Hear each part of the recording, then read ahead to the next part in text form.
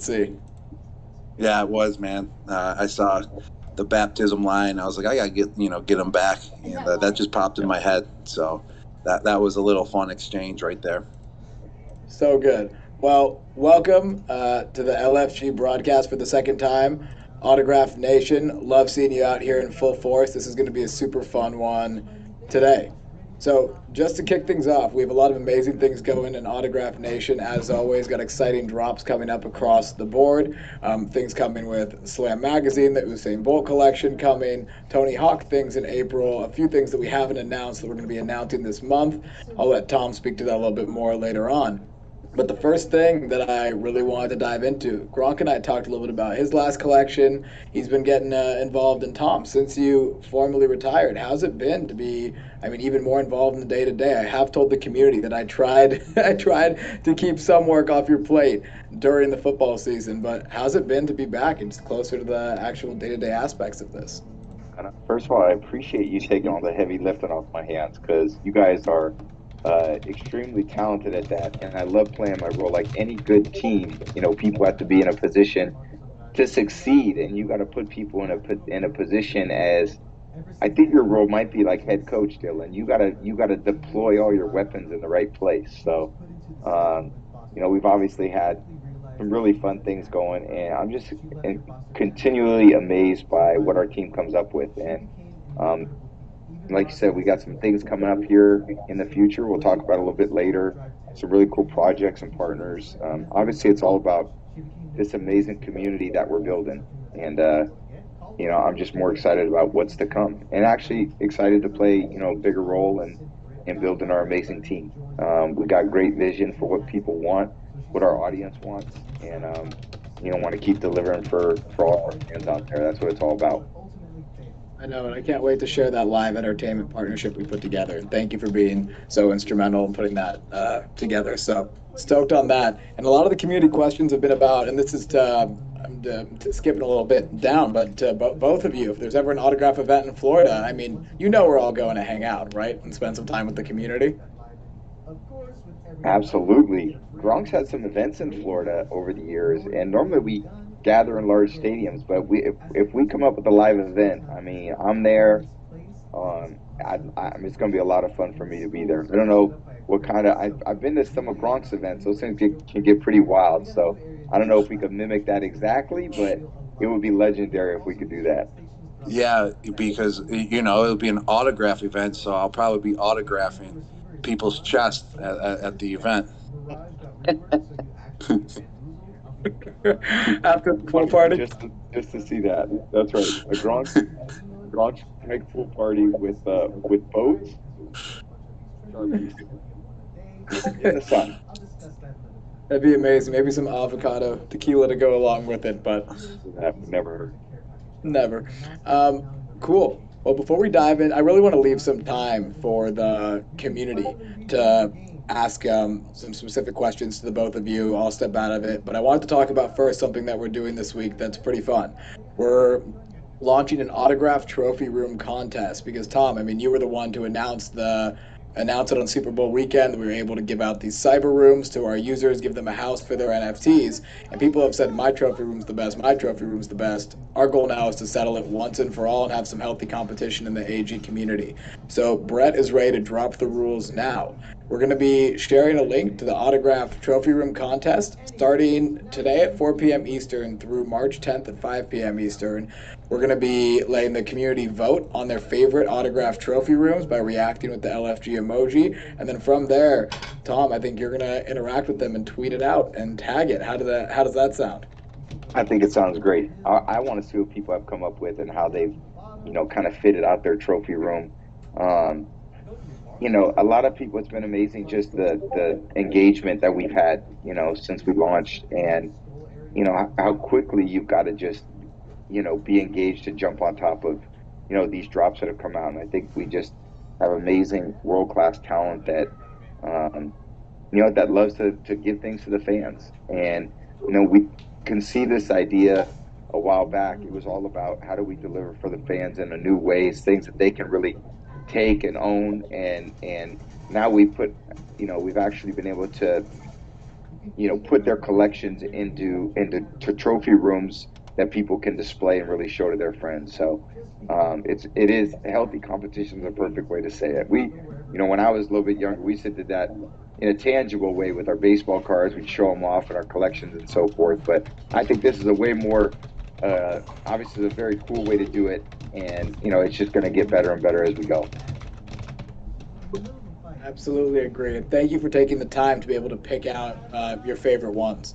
So that'll be a lot of fun. I think it's community votes first. I didn't explain that great. And then I think, yeah, we'll let you sort through, pick a few of your favorites, and then we'll get them out the door. So there's going to be more details from the community team coming on that, but super exciting. And once again, just in the middle of this, having Tom and Gronk live on the broadcast, we're loving it. Right, Edgy Nation? I think you guys should come in here more often, a couple times a month. Just come hang out, I'm we'll have in. a little party, some ice cream. How does that sound? I'm in on that. You just let me know. Love it. Love it. And I think, Tom, there's one more thing that, we talked about a little bit before, but our next generation athlete program that's slated around May. We're going to be able to share more soon, but it's 5 to 6 athletes that we think are the futures of their individual sport. So, I guess it's a good time to ask you, Tom, how you feeling about the future of the game, and we can let the community in the chat guess who they think is part of that next generation program. I know, you know already, we're not quite sharing it yet, but yeah, would love just your thoughts on that broadly in the future of the sport.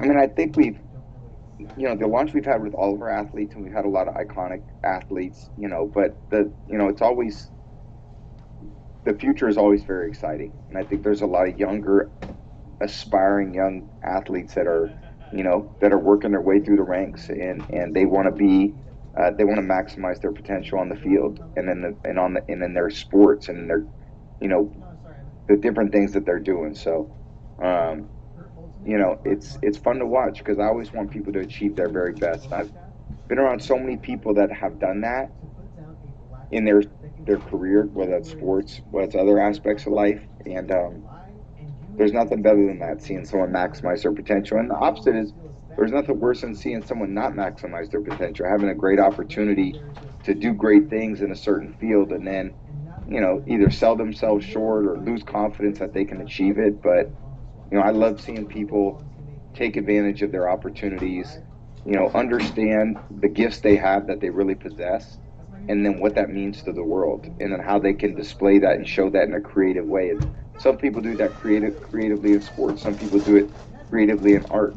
Some people do that creatively in production, and there's lots of different ways to display your creativity. So we're able to do that with a lot of the people that we've already partnered with, and going forward, so many others that are looking to do the same thing for all their fans out there, and certainly our autograph community here, but in the world in general. Agreed wholeheartedly. And I think the collection we're designing is going to have a lot of aspects of being able to go along for the ride, watching people achieve great things, be a supporter. So that's going to be super exciting. And with that, I'd love to ask a few questions that the community submitted and let you two really have take over the floor and have a conversation about it. So this one, I really, really liked this question, comes from Jonesy, and it's to you, Gronk and Tom. There are many special touchdowns between you two and your career, but is there a special touchdown that stands out to either of you or to the both of you? And I'll let you take it from here. Wow. I'm taking that. Gronk, could I take that first? Yeah, you got that, Tom. So the year was 2010. Gronk, young rookie, didn't quite know, obviously, what Gronk, could really do on the field. Just saw him in practice, saw him in some preseason games. We played Cincinnati Bengals. We get down to the goal line, and I throw him a little end zone corner route over the top of a teammate of mine that I had in college named Dahani Jones. Gronk goes up for a touchdown, the first touchdown of Gronk's career in Gillette Stadium, and little did anyone know what would happen past that point. And what Gronk has done over the last 11 years, since that date, has been nobody's had a better career than him at the tight end position, and one of the all-time great football players. And I was there to witness it firsthand in his first touchdown in his first home game. Um, it was just one of so many incredible touchdowns that he's had, but probably the one that sticks out in my mind the most. What about you, Robbie Yeah, G? yeah, yeah. Thank you, Tom. I would say it was actually my rookie year too. Remember, we were practicing. What's that route where just run in the middle of the end zone, about 12 yards, to get 2 yards deep and come back? We ran it this year Yeah, again. What was it called? I Panther, the think we called Panther it route. Panther. Yes, Yep. it was called a Panther route, and it's basically where I get big on the defender. It's like I'm running into the end zone, then I stop and box out the guy. And we practiced that all Friday. It was a Friday day. It was a Friday practice, red zone day, and the coaches were on me. Tom was on me. Like, Rob, you got to complete. You got to be able to run this route this week. Like, we need you. I was iffy with the playbook. I was kind of, some days I was running great. Some other days it was like, what's Gronk doing? Like, you're a rookie. You're all over the place. But this is the time where like it put me on the map. Like, and then from there on out, I was playing every play. Every game. We were making plays up for me because it's the time where I really got it. And we practiced on Friday, and then Tom and Coach Billy O goes, "It's going to happen in the game. Let's see if we can complete it." So then what happens? It's 3rd and 10, I think. It's snowing out. We're in Chicago. I'm not exactly sure what week it was, but it was around like week 10, 12, something like that. And It was cold. it was cold. It was snowing. And Brian Urlacher, the biggest, Yep. baddest linebacker in the league at the time. And the play gets called. And I'm like, oh, shit, this is my chance. This is the Panther route. And we planned it. I knew it was going to be one-on-one with Brian Urlacher. And what do? I tricked him. He thinks I'm going a little deep in the end zone. Box him out.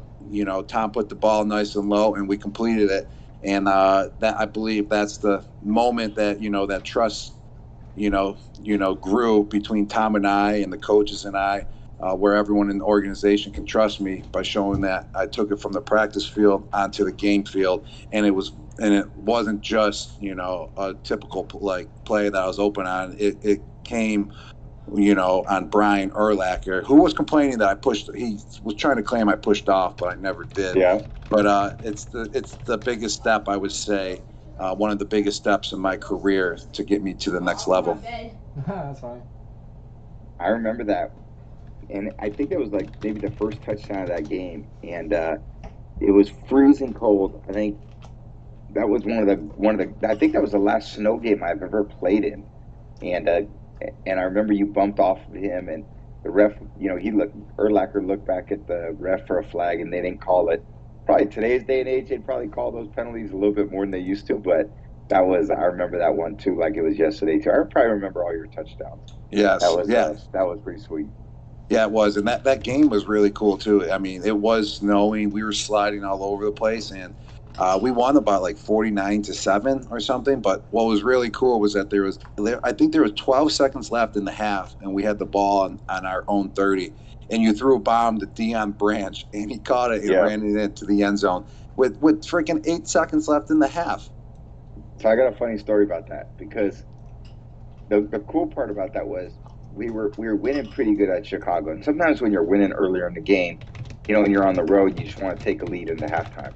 So it was about the 50-yard line, and we called a run play. And we ran the ball, and we gained like 5 or 6 yards. It was a snowy day, and then on the headset, Billy O called in another run play. And I was like, I'm not calling a run play. So I gave Dion and the line, everyone, downfield routes, go routes, basically. And the whole, nobody on the sideline had any idea what was happening, because on the field, they all the coaches thought I called a run play. I just changed the play and made it a pass play. And next thing you know, all the coaches were taking their headsets off to walk in to halftime, because they thought we were just going to run the clock out. Next thing I know, I throw it to Dion. Dion runs for a touchdown, and everyone was going crazy. And I ran off the sideline, and everyone was like, what happened? We weren't even listening. We weren't even paying attention. And we scored a touchdown, So it was crazy, just a fun thing, to be on the field. Because ultimately, when we're out there, we got to make things happen. And you just got to do what your instincts tell you sometime on the field. And I ended up throwing it to Dion at the sideline. He ran it in. That was one of the great plays I can ever remember us playing in. I didn't even know that that's what happened.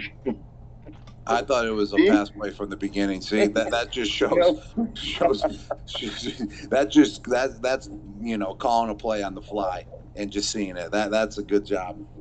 that's what we got to do. We got to always try to figure out our jobs to go out there and get the job done. And I always think it's hard for the coaches, because they don't have kind of a feel all the time, but for the most part they do. But when you're on the field, you got an idea exactly how much time you have to throw. You got an idea of, kind of the whole scenario, the situation out there. And, you're in the moment. So when I was in the moment, we called that. And that was, from your touchdown in that game on Urlacher, which was amazing. They had a good defense. They had Julius Peppers threw it to you. Dion runs in for a touchdown. That was incredible. Yes, it was. That was a great game. I do remember Wes Welker taking a little shot of, I think, Jack Daniels before the game too, because he was trying to warm up, and he's like, "TB, come on, get a shot." And I was like, "I'm not taking a shot before the game," because Wes was so old school. He was like, "I got to take it," and he did it. He went out there. He was wearing no sleeves. I mean, he was like, just so fired up for the game. That was hilarious. Yeah, he did. He did rip a shot, and it was Jack Daniels. What a maniac! I love Wes. He was. That's how he played the game. Wow. Uh, that was pretty just amazing to hear and be a part of. Just one more. I mean, in that same vein, like I know you both have had a lot of teammates throughout your career, but the Tom and Gronk friendship is globally recognized, and just hearing you two talk now, it's so clear the relationship that you've built. A community member asked, I mean, it was Capped Crash. It's just like, what's a quick story? I mean, this here was live evidence of it, but is there a quick story that you think sums up your relationship from the time at the Patriots, time at the Buccaneers? Anything that maybe the world wouldn't know that we can tell the autograph community now?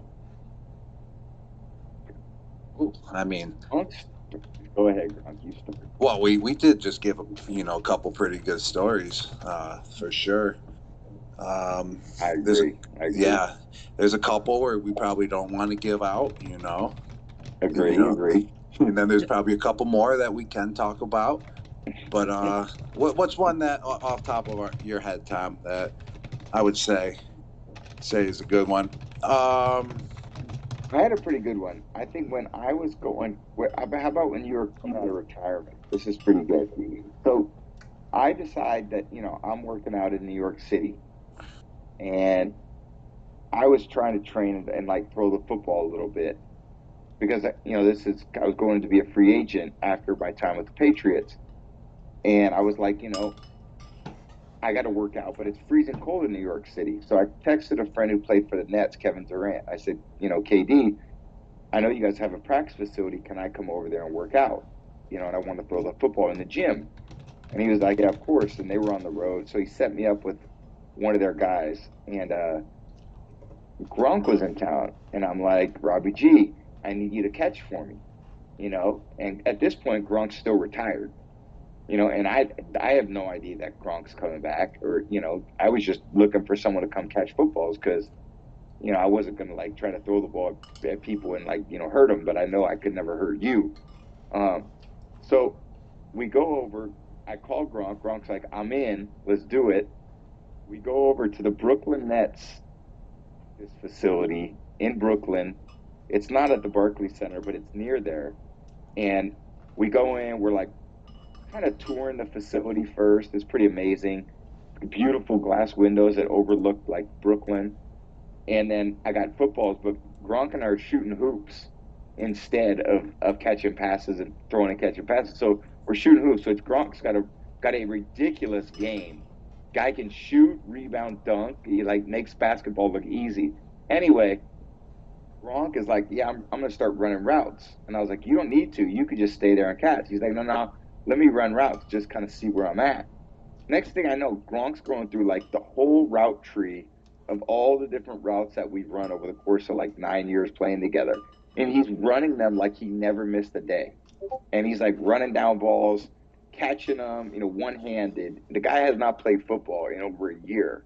And He goes out there on like just a random day, on a random day that I called him.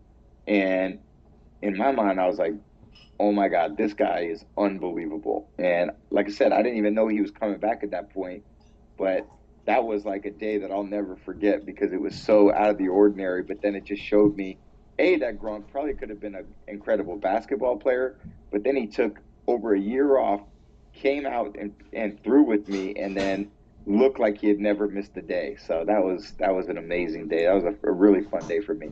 Yeah, yeah, that was a fun day for sure. And I haven't actually even touched a football since we threw in July. Remember up out in LA when we were both out there? So that was the last Yeah, time I didn't catch a pass for 7 months.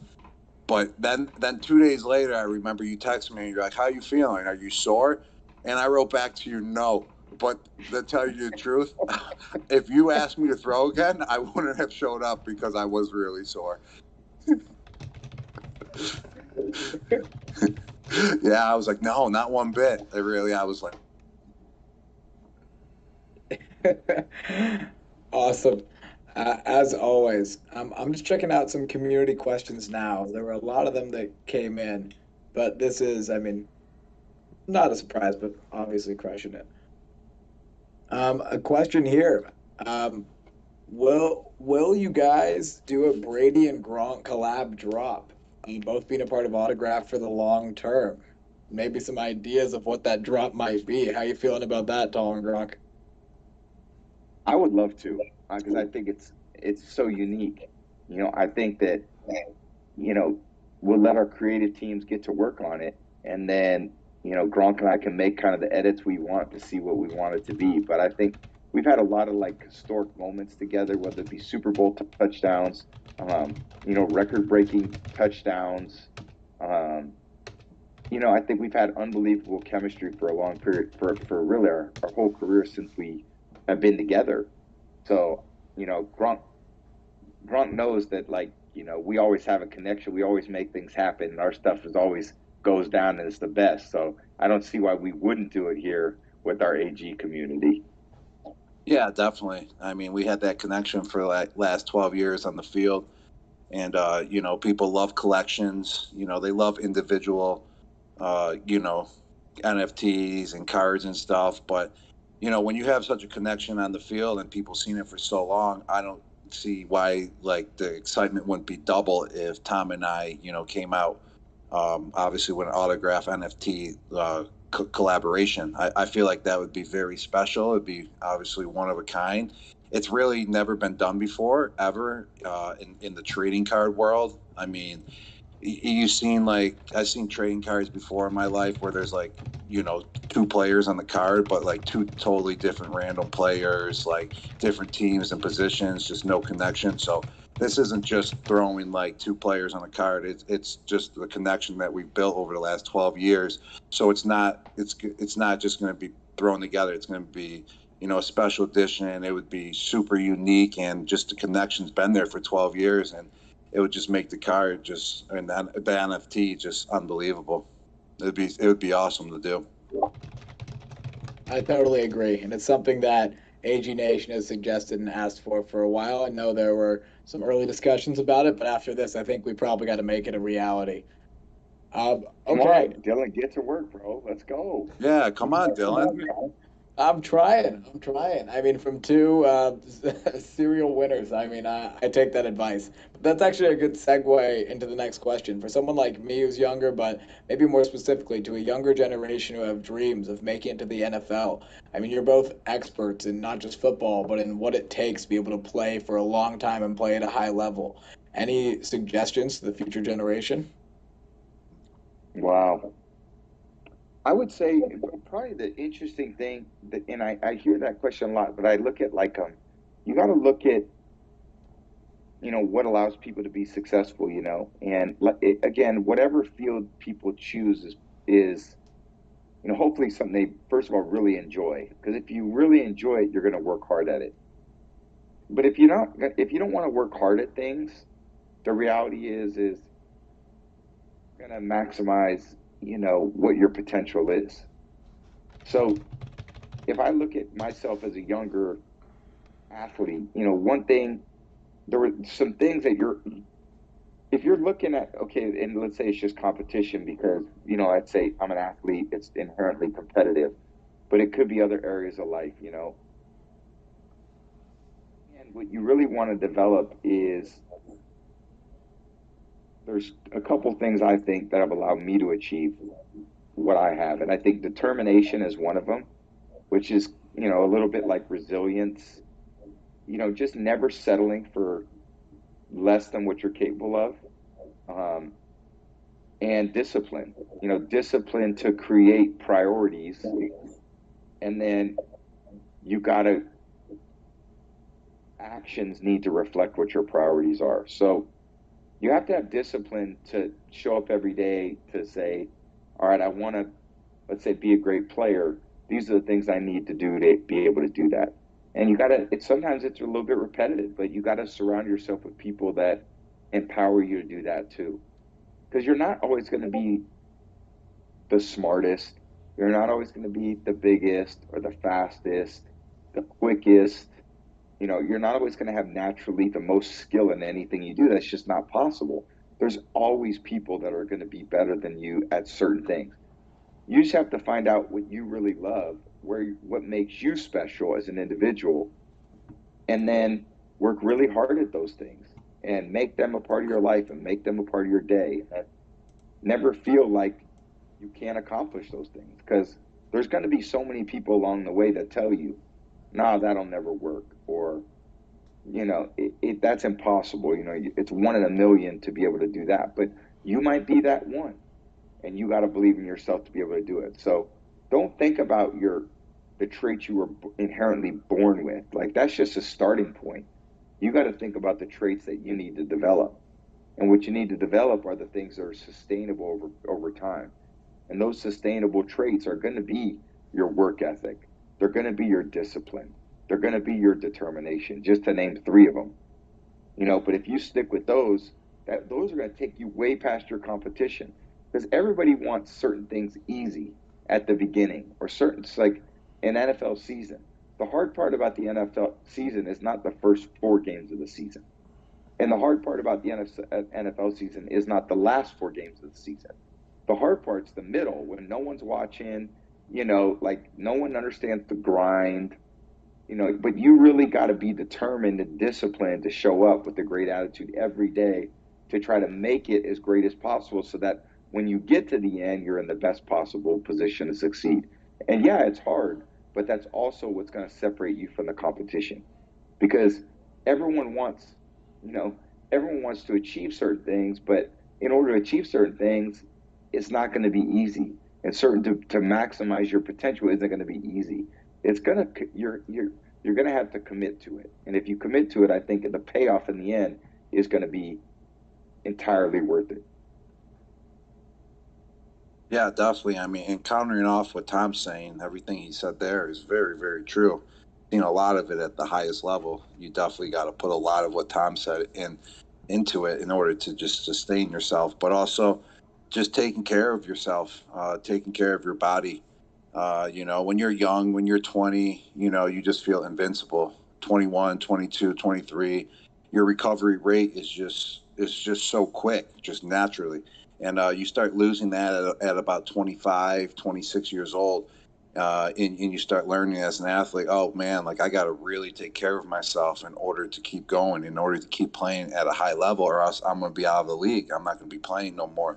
So, and I didn't take care of myself at all, man. I just believed in my talent, just working hard, and that's great. Working hard's great, but you kind of want to work smarter sometimes, and taking care of yourself. If I had to go back, that's just one thing I would change. I wouldn't change anything else in my career. I would have just changed at 20 years old on treating my body, what it really needed more properly, instead of waiting until I was 26, 27 years old. So just taking care of yourself, getting treatment on your body, getting the proper rest that you need, is crucial for an athlete in order to, sustain your performance day in and day out.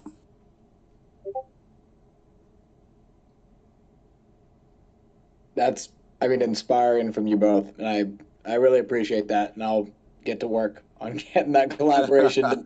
But But really, no, those are the special moments that the two of you bring to this Discord. So, quick question from one of our top collectors, DK Jets. Also, quick shout out to Fabian NFT for the two questions ago. That was amazing. Want to make sure everyone's getting that recognition. But so here's DK's question. Tom, you've won everything there is to win in the NFL, but Gronk can hold over you that there's one title you haven't had, the WWE 24/7 title. After football, And prepare to make a run at the more prestigious championship. I, Uh, I had I had a moment. I had a moment. Gronk was not paying attention, and I had a chance to take him out. And it was when he was the holder of the belt. And remember Gronk? We talked about that, and yes. we were prepared. It just never came. It just never happened. So I don't know, man. You never know what the future holds. You're right. I've never been a a wrestling champ. So Gronk has, and he's definitely got that over me. I do. I do. What would have been good was if I scored a touchdown and I was showing it off and you came out of nowhere, like right before the Gronk spike, you came and just drilled me and just pinned me. That would have been a perfect touchdown celebration for you and you becoming the WWE champ. That would have been classic. That would have been that would have been incredible. How did we not come up with that? I should have. That would have been so fun. Yeah, that would have been. Just pulls the belt out. I love it. Um, okay, one great question now. Just getting a little bit more to the fun side of things. Whoever wants to go first, please feel free. But what's the most obscure thing that you've ever autographed in the spirit of the nation, spirit of autograph NFTs? As everyone here, I think most of you know, all of our NFTs are the only ones out there that are signed one of one. I know Tom and Gronk now have both signed well over 300 NFTs individually, and they can attest to that. But anything in the physical world that was obscure that you've been asked to or have signed that's worth telling a story around? Yeah, yeah. I would say there's many things, weird things that you sign, and I would do one weird thing is like with kids, they're always like sign my arm, sign my shoulder, but I signed a kid's forehead before, and then it started a trend like at a little kids camp, a football kids camp, and then I signed about 10 kids in a row their forehead. I'm like, are you guys sure? And they're screaming at me, I'm sure, sign my forehead. And then I sign it and they run away like full speed, showing it off to everyone. I'm like, that's a little weird to have my signature on your forehead, but I guess, they were running full speed. They were electric after I signed it. So I guess they loved it. That's amazing. That's amazing. I had something similar when I had signed someone's like forearm, I think, and then went and got a tattoo over that. Then I saw the tattoo of the place that I signed at a different time. That was pretty cool. Um, but I think the most obscure thing that I've had that I keep in my office, I have a picture when I met Muhammad Ali. This is probably in 2002, and he had signed a picture of me, and I was punching him in the face, and he signed it to me. And he was someone that I always really admired just because not only what he did for his sport and kind of the entertainer and show me what he does, but the humanitarian he was. He did so much good in the world, civil rights issues, um, was just a pioneer in so many aspects of sports. So he's kind of the guy that I love, that I really look up to, as so many others do, because he took on so much responsibility in his life, which is a hard thing to do. You have to have a certain personality for that, and there was nothing that was too big to take on for Muhammad Ali. So he was one of the great champions, not only in the ring but in life. And I keep that one always kind of in my office for inspiration for me. That you can always do more because yeah, it's really great to win a Super Bowl ring. It's really great to win a trophy, and I have all those relationships and the memories, but it's also great to inspire parts of communities to do great things. Gronk's someone that if anyone's seen Gronk out in public, he's always doing things for other people. He's always engaging the kids. He's always engaging people that really look up to Gronk, and I think that's one aspect of him why so many people love being around him because he's such a positive impact on people in the community, on his own team, in his family. just it's so authentic, and I think that's we as athletes, we can transcend just a field or a boxing ring and do other great things. And I think there's always more things to do because we can make a lasting imprint beyond just our professional career.